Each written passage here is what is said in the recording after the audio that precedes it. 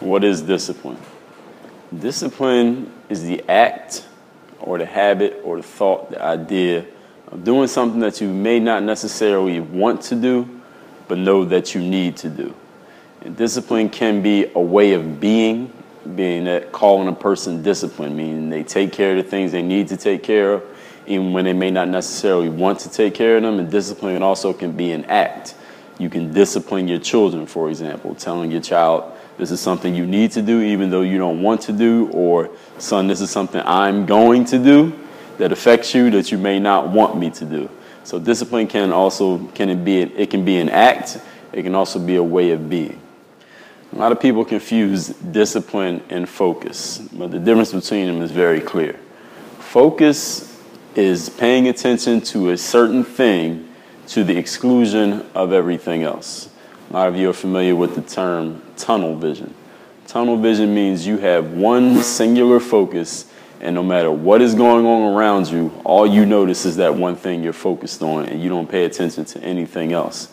That can be a positive, it can be a negative.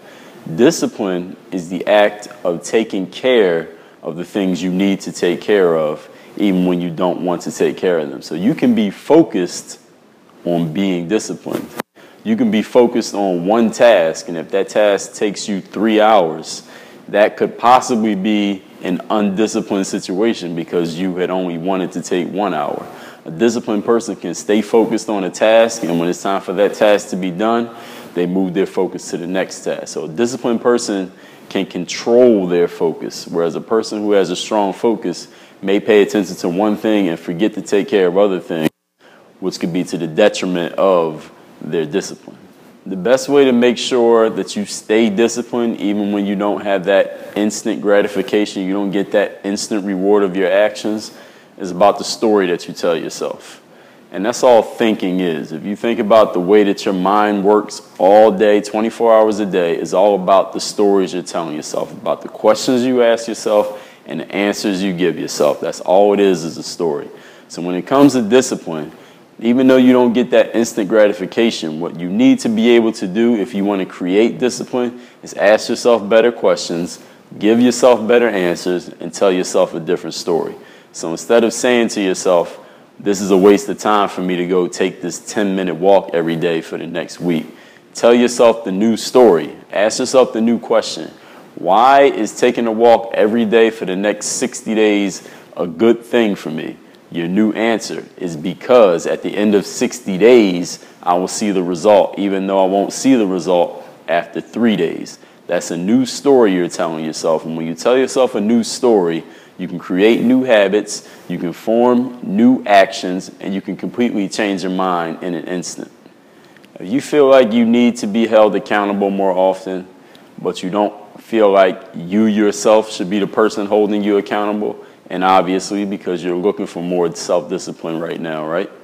You need to find an accountability partner. Now here's the thing about an accountability partner. 2 things that you need to pay attention to. Number 1, your accountability partner needs to be a person whom you respect enough that when they hold you accountable for something that you did not do, you can face the punishment and accept it from that person, which means you have to have a high enough respect level from that person.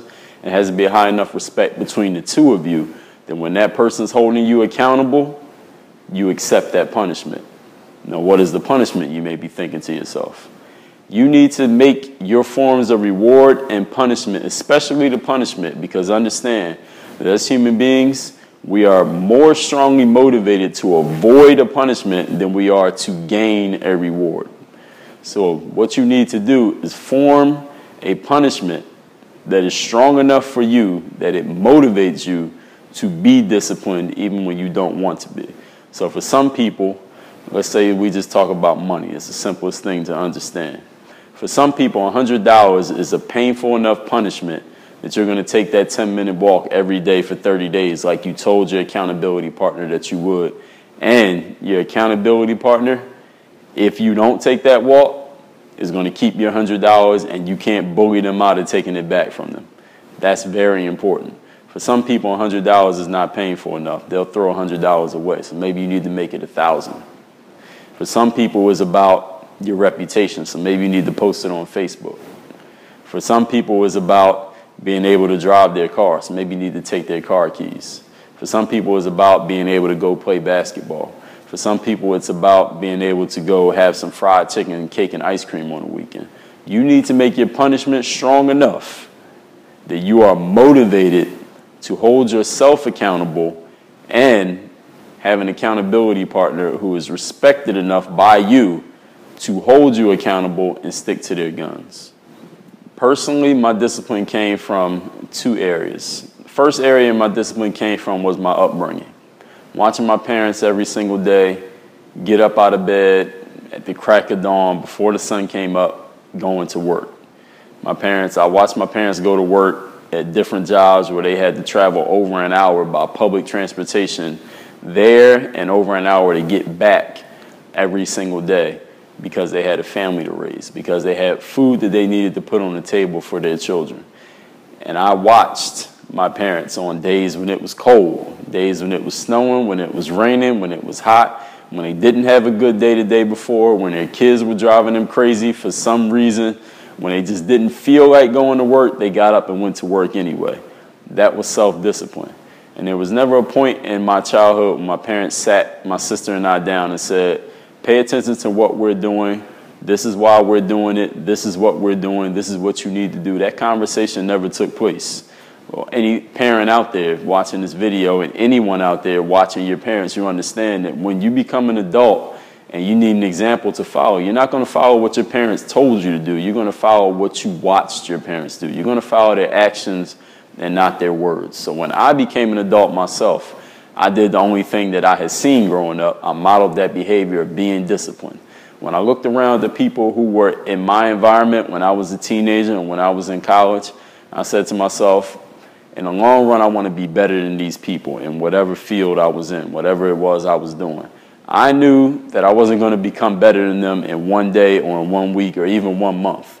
I knew that looking back 10 years from now, whatever date that was, I can create such a gap between me and these people. Only thing it's going to take is for me to be self-disciplined enough to continue to put forth the proper efforts every single day. And I know with my consistency and persistence that I can outlast any one of these people in being disciplined.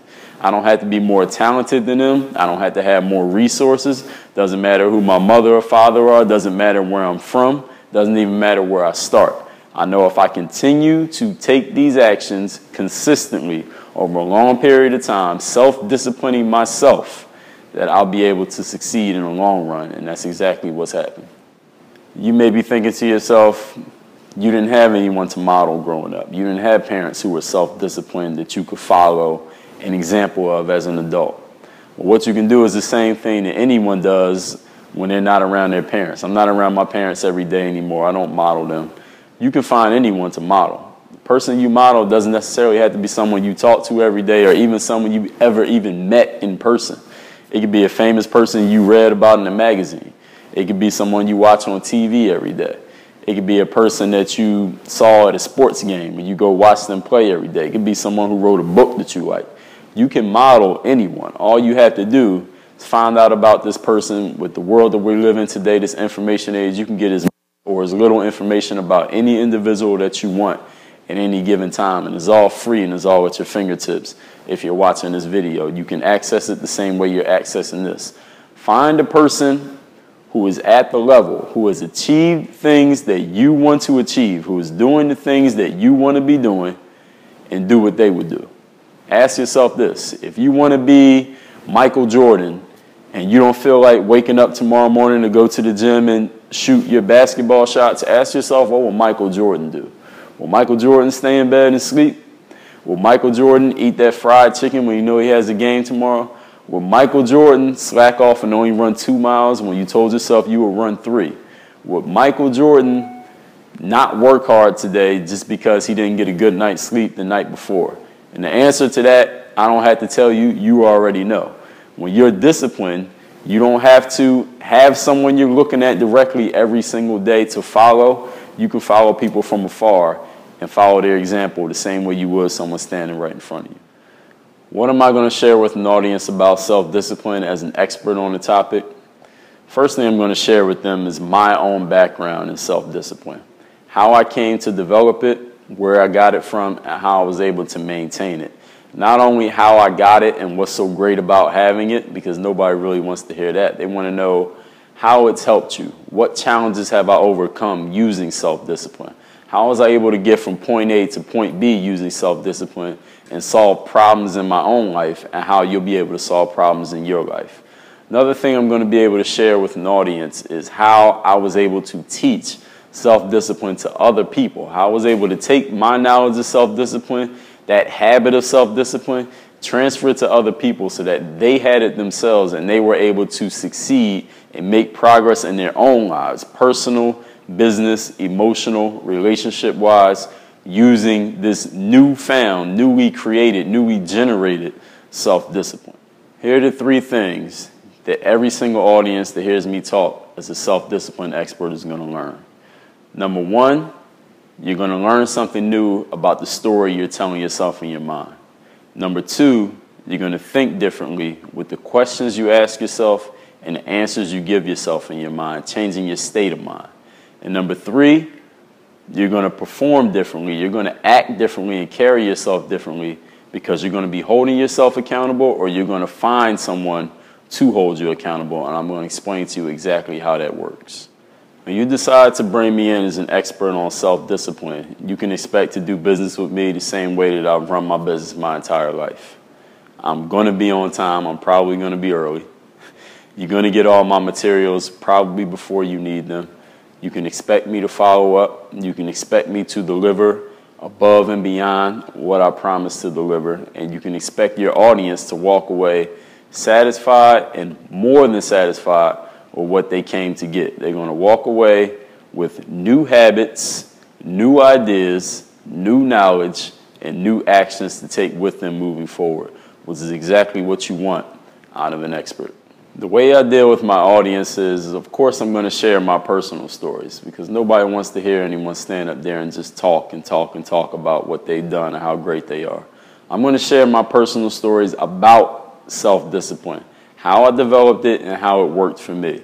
I'm going to share stories about people I know, how I helped them develop it and how it worked for them. And there are probably some people in your audience who are having a serious challenge with self-discipline. Why don't we get them involved? Let's bring someone up on the stage, ask them what their challenge is, and we're going to work through their challenge, change the way that they think, change the actions that they're taking, and change the story that they're telling themselves right there on the spot. My name is Dre Baldwin. Some people know me as DreAllDay. I am a native of Philadelphia, Pennsylvania, now residing in South Florida. What I do is I am an expert on self-discipline. I'm an expert on personal branding and also an expert on marketing using websites and also using YouTube.com. I have a background as a professional basketball player. The way self-discipline played into that is that I would not have that background if it wasn't for self-discipline. I come from a pedigree of, I wasn't a player who anyone looked at and said, this guy is the next NBA superstar. I was a player, if you looked at me at age 16, 17, 18, even age 21, 22, you wouldn't have predicted a professional player was coming out of the guy you were looking at then. But I knew where I wanted to be, and for some reason, some innate thought in my head told me that I knew exactly what I needed to do to get there. To separate myself from everyone else on my level, I just needed to discipline myself and take certain actions on a consistent, persistent level. And I knew that over time I would create a gap between me and everyone else so I could actually get into that top 1% of athletes who play at the professional level. And that's exactly what I did, and that's why my story has become my story. I received my business degree with a focus in management and marketing from Penn State University in 2004. I was able to take the knowledge that I gained through that marketing and management degree and apply it into sales jobs I worked, apply it to developing my YouTube channel to over 90,000 subscribers and over 30 million lifetime views, and develop my own brand. I always knew way back in the early 2000s when I had this big clunky desktop computer that I wanted to build my own brand, that I wanted to have my own website, that I wanted to put all this information that was within me, everything I was feeling within me, I wanted to put it out there to the world. I didn't know how I was going to do it where I was going to do it or what I was going to do it on, but I always had the vision. And that vision eventually became my brand of DreAllDay. It became the man you see before you now. When I first got to the YouTube website, I knew the number one thing I needed to do was differentiate myself from everyone else in that space. And I asked myself, what is it that I'm good at? What is it that I can do that would separate me from everyone else out there? There are a lot of people who can play basketball. There are a lot of people who can write blogs. There are a lot of people who can sell and market themselves. What is it that I can do differently? And I came up with the idea that maybe I can post a video to YouTube every single day. No holidays, no vacations, no days off. That's what ended up separating me from everyone else. I have over 4,000 videos posted to YouTube. I posted at least, usually it's more than one, but at least one video to YouTube every single day since 2009. And that has been a differentiating factor that separated me from everyone else. It's led to my brand becoming what my brand is. It has led to marketing opportunities. It has led to sales for me and incoming business for me, because people know I'm a guy they can go to for discipline, whether they want to watch it, whether they want to learn it, or whether they're just looking for entertainment, they can find it from me. Decision makers should bring me in as your self-discipline expert for one reason and one reason only. There is only one Dre Baldwin. There is no one else who comes from my background. Basketball player professionally from Penn State University with a management and marketing degree, who was able to take that expertise, turn it into his own personal brand, his own business, then turn that into expertise that I can transfer to your audience. There is no one who can say that exact same thing, and there's no one else who can deliver the exact same message, no one else who can deliver the exact same new actions for your audience, and no one else who's going to leave your audience feeling, thinking, and acting the way that I'm going to.